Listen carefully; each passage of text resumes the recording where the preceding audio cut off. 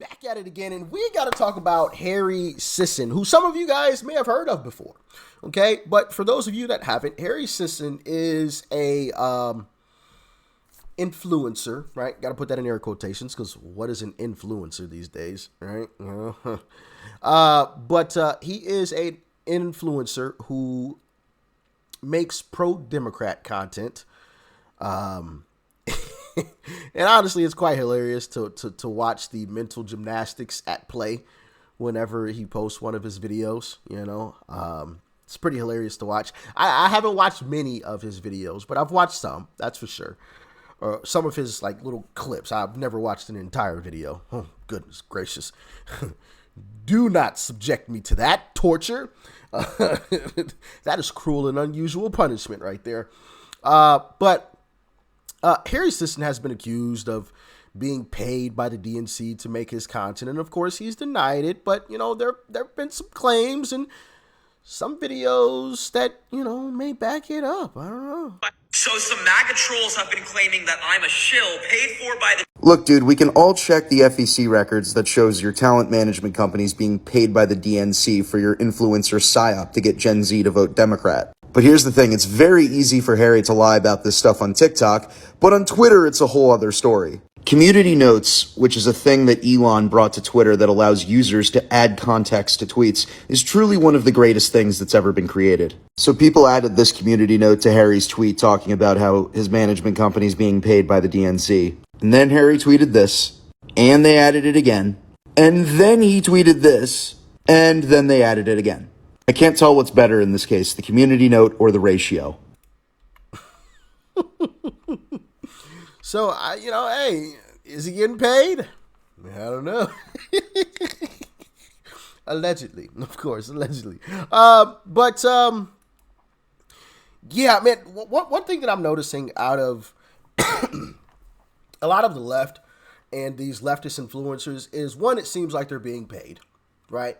Which, my goodness, I wish, let me tell you something. I wish Uncle Trump and his campaign called me up and was like, hey, yo, Rich, we need you to say this is, bro, man, I wish they was paying me. I'm already saying this stuff anyway. You know what I'm saying? Hey, Trump, send me a check. You got it. Come on, brother. Sheesh. You got people like Harry out here, allegedly getting paid. Let me get a check. I own it too. I don't care. I was already saying this stuff anyway.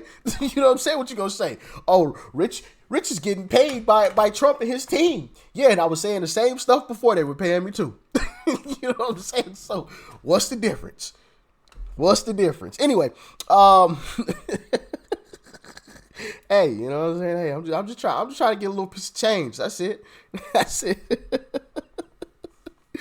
Now, all seriousness though, I want to show you guys this clip because, man, is the left absolutely desperate. Absolutely desperate. Check this out. So I'm really happy for Harry that he got to do an interview with the governor of Pennsylvania. But Harry, were you aware that all of your text messages, emails, and other communications with government officials is part of the public record and therefore subject to a Freedom of Information request? But don't worry, Harry, I haven't submitted any of those requests. However, your favorite investigative journalist did. I just want to be clear real quick that none of this is my research, and all credit goes to Sarah is Censored. That's her on X, and you can also follow her on TikTok at Sarah for Texas. So Harry's been posting videos like this, where he says, I asked Governor Shapiro of Pennsylvania how he'll respond if Trump tries to overturn the election results. Basically pretending that was a question he wanted to ask. However, the text messages that Sarah was able to get tell a different story. Hold up.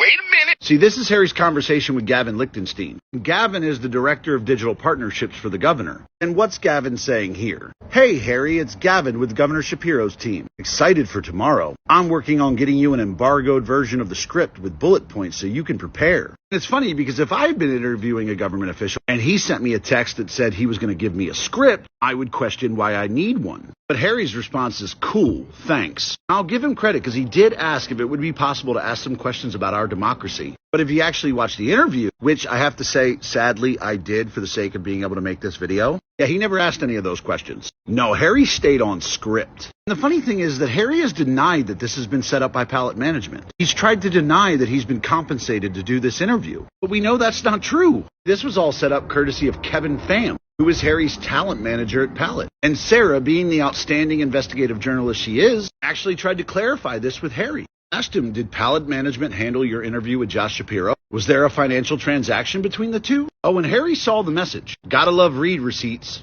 So thanks to Sarah, we now know that his entire interview with the Those darn read receipts, man, they'll get you every time.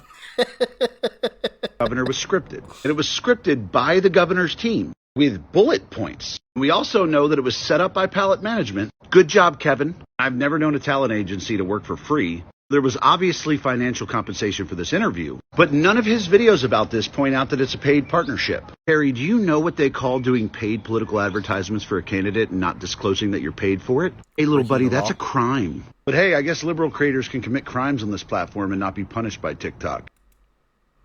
Hey, I'm just saying, you know, another Democrat shill caught him red-handed.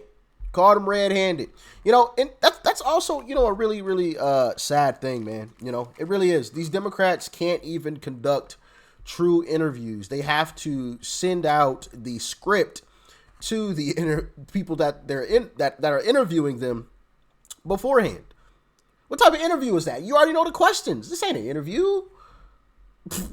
It's a TV show. What are we doing? This is a sitcom. You know, this is a no. Like I would understand. It'd be reasonable. Like, for example, if I was trying to conduct an interview with, I don't know, Vivek, right? I reached out to Vivek. It's like, hey, Vivek, I would love to have you on the show. Would you be interested? He said yes. And he had recently dropped a book or something. And he sent me back an email and was like, hey, I'm down to do the interview, but is it okay or I would really appreciate it if you asked me these 2 questions about my book. I would be like, yeah, sure. You know, it's 2 questions. You're trying to promote a book. You're doing me a favor, but you know, by coming on to allow me to interview you. I'll scratch your back a little bit by, you know, ask you a couple questions about your book to help you promote, you know, the book you're selling. I don't think that, like, that's unreasonable, right? What I would say is we're not going to start the interview with questions about your book. I'm going to ask some of my questions first, and I'm going to ask one of your questions about your book after some of my questions. Then I'm going to ask the rest of my questions, and then at the end of, you know, my list of questions, then I'm going to ask your second question about your book to help you promote it at the end of, you know, said interview or whatever. I don't think that's unreasonable. But to send out an entire script of questions, come on now. That's crazy. Which it goes to show, like, come on now. Like, your policies are terrible. You have no clue what you're doing. Because if your policies are great and you knew what you were doing, why would you need to send out a script? Right? Unless it was like the situation that I was describing where, you know, you had like a book that you wanted to promote. Like The Rock did. Well, I'm assuming he did. In the video that I showed you guys yesterday where it was him and Will Kane, and it was at WrestleMania, and you could see how the camera was perfectly angled. So in the background, as you know, Will Kane and The Rock were speaking, you could see WrestleMania right there in the background. Like, to me, that's obvious promotion. At least to me, that it was obvious, right? As well as like the drink on the table. That seemed like a bit of promo with the label turned towards the camera so you could see the label. It wasn't like turned any other way, like it was perfectly turned. You know, not like if you want me to ask you a couple questions about that type of stuff, sure, I'll sprinkle them in. But you're not about to conduct the interview for me. Like, no, that's just crazy. That's crazy. And like you said, these talent agencies they don't work for free. So, yeah, somebody seems like they getting paid to conduct fake interviews for Democrats. I don't know, guys. What do y'all think? Let me know in the comment section below. Like, share, comment. Hit that subscribe button before you go. Peace and love. I'm out.